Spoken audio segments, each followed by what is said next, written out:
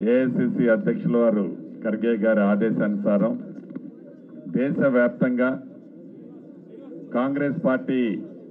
నాయకులు అభిమానులు అందరూ పెద్ద ఎత్తున ప్రతి రాష్ట్రంలో ఉన్న ఈడీ ఆఫీసుల ముందు దేశ ప్రజల యొక్క మనోభావాలు తెలియజేసే విధంగా ఈ దేశంలో ఏదైతే బీజేపీ పార్టీ దొంగచాటుగా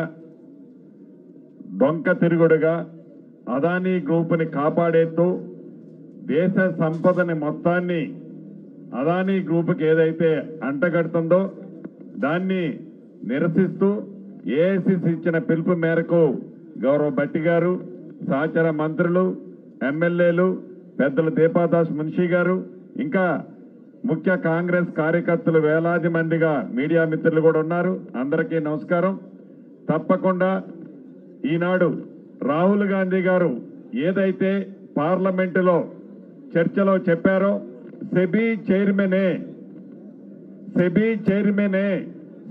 చైర్మన్ కుటుంబ సభ్యులే ఈనాడు అదానీ గ్రూపులో వాటాలున్నాయి. అటువంటప్పుడు అదే సెబీ చైర్మన్ గారిని విచారణ అధికారిగా పెడితే ఈ కేసుకు న్యాయం ఎలా వస్తుంది అనేది ఒక్కసారి కేంద్ర ప్రభుత్వం ఆలోచించాల్సిన అవసరం ఉంది. తప్పకుండా పార్లమెంట్ లో రాహుల్ గాంధీ గారు అడిగినట్లు జాయింట్ కమిటీని ఏర్పాటు చేయాలని ఏదైతే గౌరవ మన నాయకులు రాహుల్ గాంధీ గారు అడిగారో అలా అయితేనే ఈ భారతదేశ ప్రజలకి మంచి జరుగుతుందని మేమందరం మనస్ఫూర్తిగా భావిస్తూ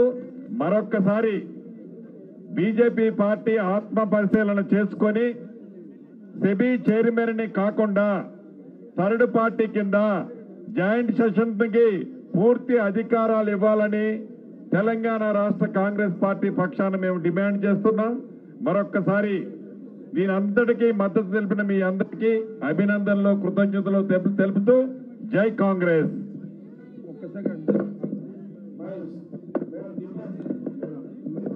दीपा जी पीछे आइए मैडम प्लीज प्लीज प्लीज नहीं प्लीज आइए मैडम प्लीज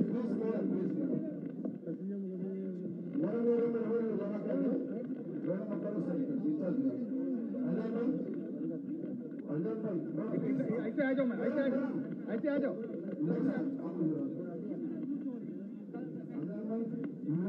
మేడం జరగాలమ్మా జరగండి అంతా జరగాలి